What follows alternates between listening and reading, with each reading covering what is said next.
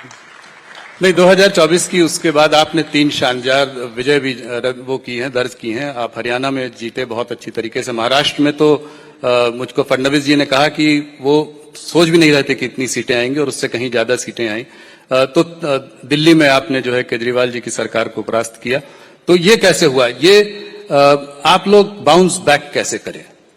देखिए, जनता ने चुनाव में कुछ झूठा प्रचार किया गया, कुछ भ्रामक बातें फैलाई गई, इसका कुछ तो असर हुआ, कुछ वोट कम मिले।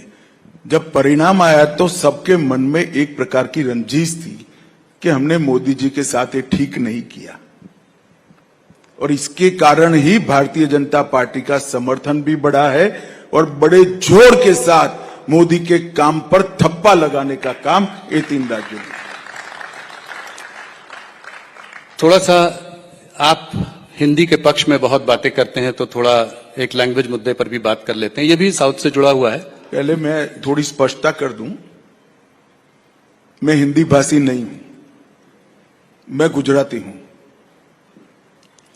मैं हिंदी के पक्ष में बात करता हूं, ये विपक्ष का प्रचार है।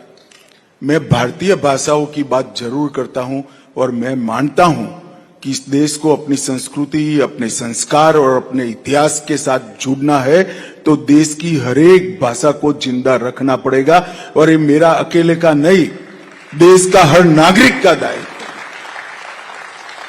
क्योंकि व्यक्ति अपनी मां की भाषा में ही सोच सकता है, अपनी मां की भाषा में ही व्यक्ति विश्लेषण कर सकता है, मतलब एनालिसिस करता है, तर्क कर सकता है, मतलब लॉजिक इसका डेवलप होता है। इसके आधार पर वो निर्णय लेता है और इसके आधार पर इंप्लीमेंटेशन की वो योजना बनाता है।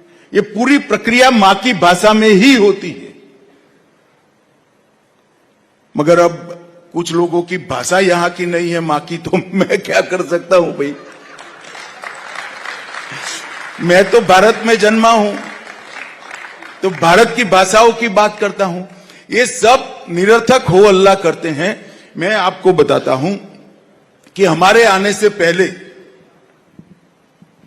मेरा स्पष्ट मानना है, हमारे आने से पहले कांग्रेस पार्टी ने इतने सालों तक हिंदी और अंग्रेजी को सभी भाषाओं के बच्चों पर थोपा था। यूपीएससी की परीक्षा जो आईएएस आईपीएस की थी, वो अन्य भाषा में नहीं आती। 2015 में नरेंद्र मोदी ने निर्णय किया कि आप तमिल में भी पेपर दे सकते हो, गुजराती में भी दे सकते हो, मराठी में भी दे सकते हो, मलयाली में भी दे सकते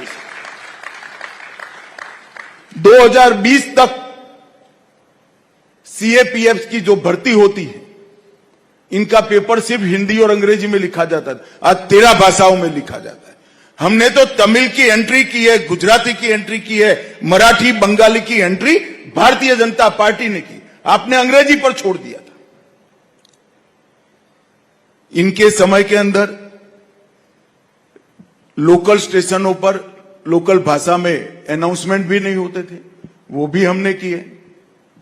इनके समय में मेडिकल और इंजीनियरिंग कंपलसरी अंग्रेजी में ही पढ़नी पड़ती थी, हमने उसको स्थानीय भाषा में एंट्री करा दी। और आज मध्य प्रदेश में हो चुका है, उत्तर प्रदेश आगे बढ़ चुका है, राजस्थान आगे बढ़ चुका है।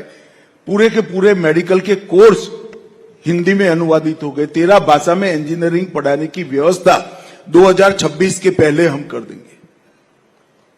तो डीएमके का ये कहना हिंदी, हिंदू, हिंदुस्तान, ये गलत है कि आप लोग? नहीं भाई, मैं देखो, अभी मोदी जी गए थे, उन्होंने बहुत अच्छे तरीके से कहा कि एक भी डीएमके नेता का सिग्नेचर तमिल में हो तो बताओ मुझे। अंग्रेजी में करते हैं।